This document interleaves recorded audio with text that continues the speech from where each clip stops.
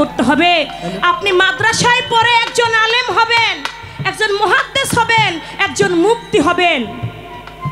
স্কুলে কলেজে লেখাপড়া করে আপনি একজন শিক্ষক হবেন, জজ হবেন, ডক্টর হবেন, কিন্তু কখনো আমার হাসমত চান হইতে পারবেন না। না, আমার হাসমত চান হইতে গেলে, আমার শানশা হইতে গেলে, আমার বৈরাবরী হইতে গেলে তার পায়রবি ছাড়া কখনো এটা সম্ভব না। তাই বাবা, সেই অলির পায়রবি করেন, সেই মুর্শিদের গোলামি করেন, সেই বেলায়েতের মধ্যে আসেন, তারপরে বুঝতে পারবেন যে বেলায়েতের মধ্যে লাভ কি। যতক্ষণ না আসবেন ততক্ষণ লাভও বুঝবেন না, লোকসানও বুঝবেন না। যখন আসবেন তখন বুঝতে পারবেন আমার বেলায়েতের মধ্যে আসলে কি লাভ। নাবালিকা বুঝবে কি প্রেমের জ্বালা? প্রেমের মজা কি নাবালিকা? আপনি তো এখন নাবালক, আপনি প্রেমের জ্বালা বুঝবেন না। প্রেমের জ্বালা বুঝতে গেলে বেলায়েতে আসতে হবে, বেলায়েতের অলিদের সঙ্গে আলিঙ্গন করতে হবে, তারপরে তো বুঝবেন। নাবালক হইলে কখনো এই দরিয়ার ভাব বোঝা যাবে না। ওরে বিলায়েতের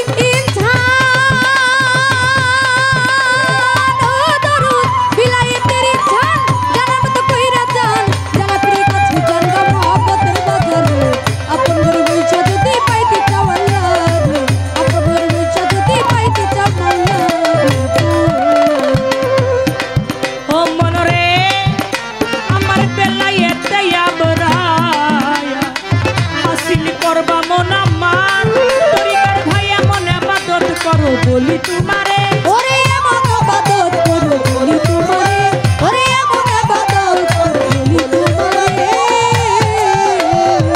ও মনরে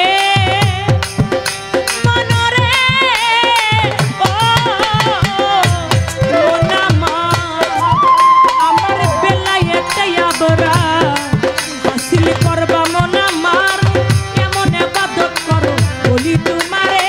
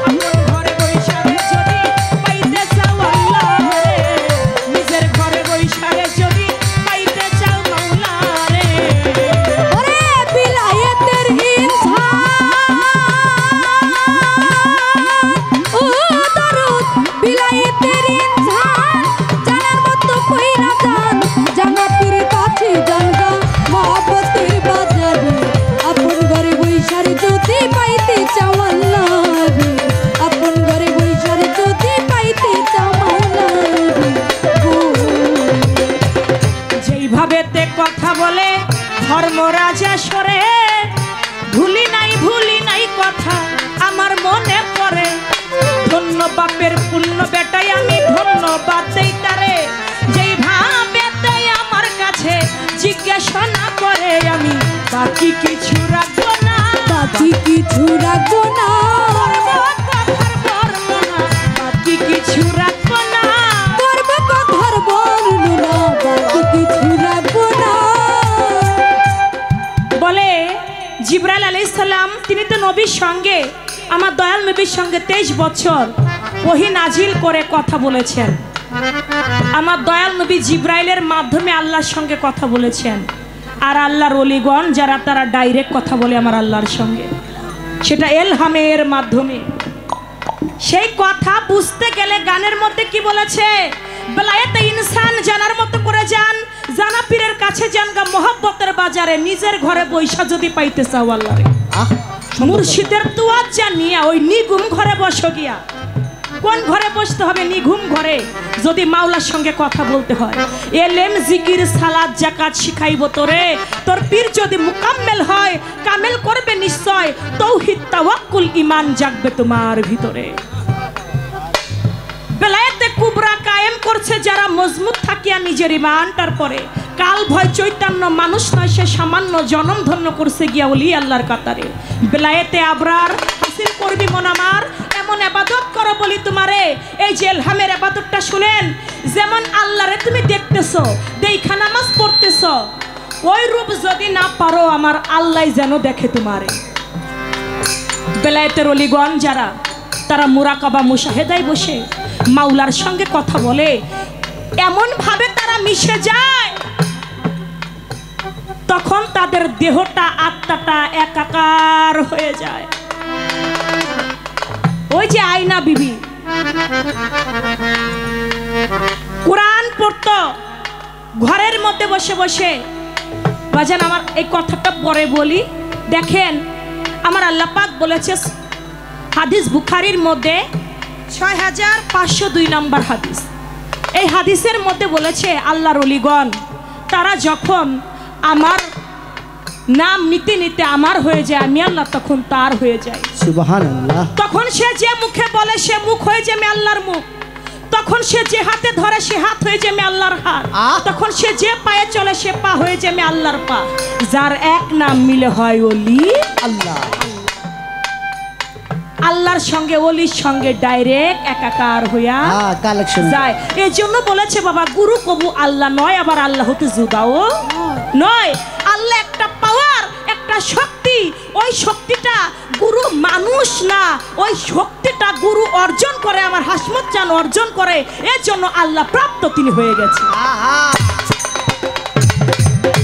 এর জন্য তার মুখ দিয়ে যে কথা বলে ওইটাই হলো আমার আল্লাহর কথা। ভক্ত যারা তাদের জন্য এই কথা, অভক্তের জন্য কখনো এই কথা হবে না। আয়না বিবি ঘরের মধ্যে বসে বসে কোরআন পড়ে, এদিকে আল্লাহর ওলি জুনায়েদ বুগদাদি ওই রাস্তা দিয়ে যায়, দেখতেছে একটা কোরআন পড়ার সুর শোনা যাচ্ছে। আয়না বিবি কোরআন পড়াটা বন্ধ করলেন, দেখে বেড়ার একটা ঘরের বেড়ার একটা সাইড দিয়ে যেন নূরের আলো আসতেছে। আয়না বিবি লক্ষ্য করে মনে মনে চিন্তা করে, কে আছে ওই ঘরের পাশে? আমার মনে হচ্ছে কারো অনুভূতি আমি পাচ্ছি। কোরআন পড়া বন্ধ করলেন, বন্ধ করে ঘরের বাহির হইলেন, গিয়ে দেখে একজন আল্লাহর ওলি দাঁড়িয়ে আছে। বলে, কে আপনি? বলে, আমি জুনায়েদ বুগদাদি। বলে, আপনি এখানে কি করেন? বলে, আমি এখানে, তুমি কত সুন্দর করে কোরআন পড়ছো মা, আমি তোমার কোরআন পড়া শুনছি। তুমি কি মা বায়াত হইছো, মুরিদ হইছো? বলে, না বাজার। কয়, মা যতই তুমি কোরআন পড়ো, যতই হাদিস পড়ো না কেন, তার 4 পয়সারও মূল্য নাই যতক্ষণ না পর্যন্ত কামেল মুকাম্মেল একজন মুর্শিদের হাতে হাত ধরে আত্মসমর্পণ না করবে। বলে, আমি কোথায় যাব? আপনি তো জুনায়েদ বুগদাদি, আপনি তো বাগদাদের মধ্যে একজন আল্লাহর ওলি, আপনি যদি আপনার হাতে আমাকে বায়াত গ্রহণ করাইতেন আমার জীবন ধন্য হয়ে যেত। বলে, ঠিক আছে। জুনায়েদ বুগদাদির হাতে হাত রেখে আয়না বিবি মুরিদ হইলেন। আয়না কে ছিল? শ্রেষ্ঠ একজন মাওলানা ছিল, যার নাম ছিল মনসুর হেল্লাস। প্রতিদিন রাত্রে বেলায় 200 রাকাত 300 রাকাত নামাজ না পড়ে মনসুর হেল্লাস ঘুমাইতো না। মস্ত বড় মাওলানা ছিল। যখন গুরু নাম আয়না বিবির অন্তরে জাগে, আয়নার ঘরে থাকে না, রাত্রে বেলায়, অধিক রাত্রে বেলায় ঘর থেকে বের হয়ে যায়। এটা লক্ষ্য করে ওই জামানায় শরীয়তের একজন মাওলানা, যার নাম ছিল রবিউল কাজী, তিনি লক্ষ্য করে দেখে আয়না বিবি গভীর রাত্র একটা পরপুরুষের সঙ্গ করে। মনসুর হেল্লাসকে বলে, মনসুর, তুমি মসজিদের নামাজ আদায় করো, 200 রাকাত 400 রাকাত নফল নামাজ পড়ো, ওক্তীয় নামাজও পড়ো, তুমি একজন মাওলানা বটে, কিন্তু তুমি তোমার ঘরের খবর রাখো না, এটা তো মনসুর ঠিক না। এরকম বলে কিনা মাওলানারা? বলে, তুমি তো তোমার ঘরের খবর রাখো না, তোমার বোন পরপুরুষের সঙ্গ করে, খবর তুমি কেন রাখো না? বলে, কার সঙ্গ করে আমার বোন? বলে, এইরকম গভীর রাত্রে একটা পরপুরুষের সঙ্গ জঙ্গলের মধ্যে করে, সাথে আরো কয়েকজন পরপুরুষ থাকে।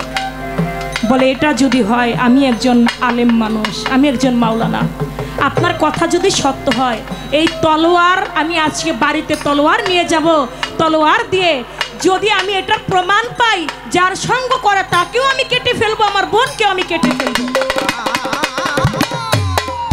মনসুর হেল্লাস হেল্লাস রাত্রে বেলায় ঘুমের একটা ভান করে শুয়ে আছে।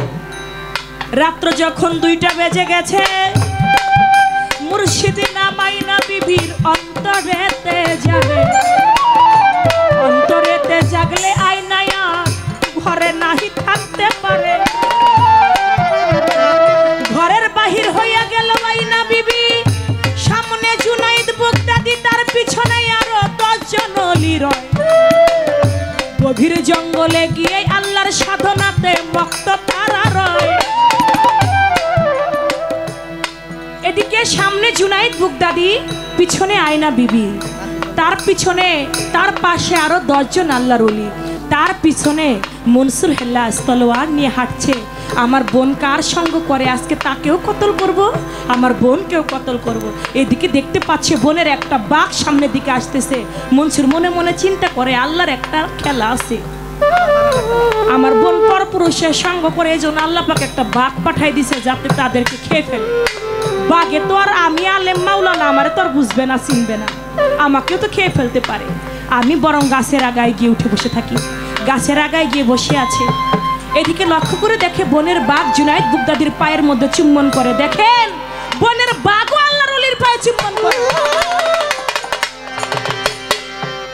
বোনের বাঘ এসে জুনাইদ বাগদাদির পায়ের মধ্যে চুম্বন করে আয়না বিবির পায়। এই দৃশ্য দেখে জুনাইদ বাগদাদি অবাক হয়ে গেল, বোনের বাঘ কেন মানুষ খায় না, কেন ওই লোকটার পায়ে ভক্তি দিয়ে পড়ে গেছে, কেন আয়না, আয়না তো আমার বোন। আয়না বিবির পায়ের মধ্যে বোনের বাঘ চুম্বন করে। দেখি তো এখানে কি হয়। দেখতেছে কিছুক্ষণ পরে তারা সবাই মিলে একত্রিত হয়ে এক জায়গায় বসেছে। বসে বসে আল্লাহর জিকির করতেছে। আল্লাহর জিকির করতে করতে আল্লাহর জাতের সাথে মিশে যাচ্ছে। দেহটা ফানা ফিল্লা বাকাবিল্লা হয়ে যাচ্ছে, আবার দেহটা এক হচ্ছে। এই দৃশ্য দেখে মনসুর হেল্লাস মনে মনে চিন্তা করে, মাওলানা কি বললো আর এখানে হয় কি? মাওলানা বললে এখানে খারাপ কাজ হয়, আমার বোন খারাপ সঙ্গ করে। কই, এখানে তো কোনো খারাপ সঙ্গ পাচ্ছি না, এটা তো পবিত্র। আল্লাহর জিকির করতেছে, আল্লাহর জিকির করতে করতে আল্লাহ জাতের সঙ্গে ফানা হয়ে যাচ্ছে। দেখি তো এখানে কি হয়। জিকিরটা বন্ধ হয়ে গেল। আল্লাহর তরফ হতে দেখেন ইলহামের মাধ্যমে কি হয়। আল্লাহর তরফ হইতে একটা ইশকের খানা চলে আসলো, একটা পেয়ালায় করে। ওই ইশকের পেয়ালায় যখন খানাটা চলে এসেছে, আয়নাকে বলে জুনাইদ বাগদাদি, আয়না তুমি এই খানাটা ভাগ করো। প্রতিদিন ভাগ করতো 12টা, ভাগ 12টাই হইতো, আজকে খানা ভাগ করে 12টা হয়ে যায় 13টা। আয়না বুঝতে পারে না, আবারও ভাগ করতে লাগে, আবারও একই অবস্থা। তখন জুনাইদ বাগদাদিকে বলে, বাবা আমি তো বিষয়টা বুঝতে পারি না, ভাগ 12টা করি, 12র জায়গায় 13 কেন হয়? কয় না তুমি দেখতে চাও না শুনতে চাও? বলে দয়াল যেটা দেখা যায় তা শুনে কে? বলে তাহলে তুমি তোমার হাতের ডান দিকে লক্ষ্য করে দেখো, তোমার ভাই মনসুর হেল্লাস গাছের আগায় বসে আছে, তোমাকে আমাকে কতল করবে দেখা। ও আয়না তুমি দেরি কইরো না, এত সময় ভরে যে আমরা আল্লাহর জিকির করলাম, আল্লাহ পাকের কথা আলাপ আলোচনা করলাম, মনসুর হেল্লাসে গাছের আগায় বৈশা শুনছে, এই শোনার জন্য একটা খানা আল্লাহ পাক তার জন্য পাঠাই দিয়েছে। একটা খানা তুমি মনসুরকে খাওয়াই দাও। ওই দৃশ্য দেখে মনসুরের মন গেছে নরম হইয়া, মনসুরকে ডাক দিছে, আয় ভাই দেখ আমি তো কোনো খারাপ কাজ করি না, আমি তো আমার হাসমত চাঁদের সঙ্গ করি, এখানে কোনো খারাপ কাজ হয় না, আয় ভাই এই খানাটা আল্লাহর তরফ হতে এসেছে, তুই খেয়ে নে। তখন খানাটা যখন দিল মনসুর হেল্লাস, ওই খানা খাইলো, ওই ঔষধ খাইলো রে যখন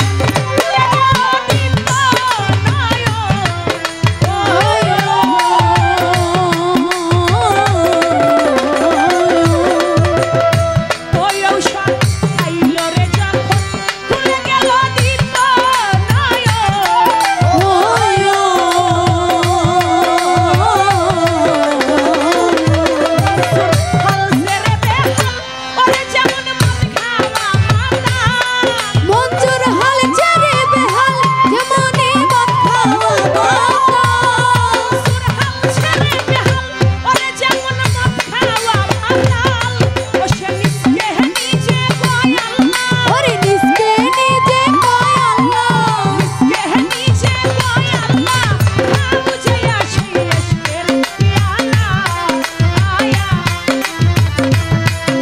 যদি পাইতে চাও মাবুদ মাওলা, যদি পাইতে চাও মাবুদ মাওলা, খাও দয়া সে ইশকের পিয়ালা। ওরে খাও দয়া সে ইশকের পিয়ালা। তাই ডেকে কয় সারার কাজী, তুই মনসুর হস বড় কাজী।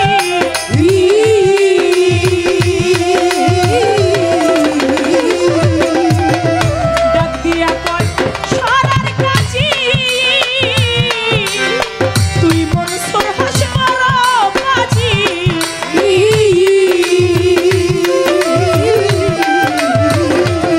মনসুরের চামড়া খুলিয়া ওই চামড়া দিল জ্বালাইয়া। ওরে চামড়া খুলিয়া ওই চামড়া দিল জ্বালাইয়া। তার চামড়া খুলিয়া ওই চামড়া দিল জ্বালাইয়া। ওই পুরা ছাইতেও কয় আল্লাহ, ওরে পুরা খাইতে কয় আল্লাহ, পুরা ছাইতেও কয় আল্লাহ, খাও জয়া সে ইশকের পিয়ালা। আয়া যদি পাইতে চাও মাবুদ মাওলা, যদি পাইতে চাও মাবুদ মাওলা, খাও জয়া সে ইশকের পিয়ালা। ওরে খাও জয়া সে ইশকের পিয়ালা। তাই বাজান, মনসুরের এই দৃশ্য দেখে মনসুর যখন ওই খানা খাইলো, মনসুরের দিব্য নয়ন খুলে গেল। মনসুর তখন নিজকে নিজেই কয় আল্লাহ, বাবা এটাই আমার এলহামের খেলা। এটা সেই বুঝতে পারে যে বেলায়েতের দরিয়ায় ডুবেছে। কি কথা বলে, যার সঙ্গে বলে সেই বলতে পারে। অনেক কথা চলে আসে। বাহালুল পাগল, হারুন আর রশিদ আজান দিচ্ছে। গানটি শেষ করি, পরে আবার করাই।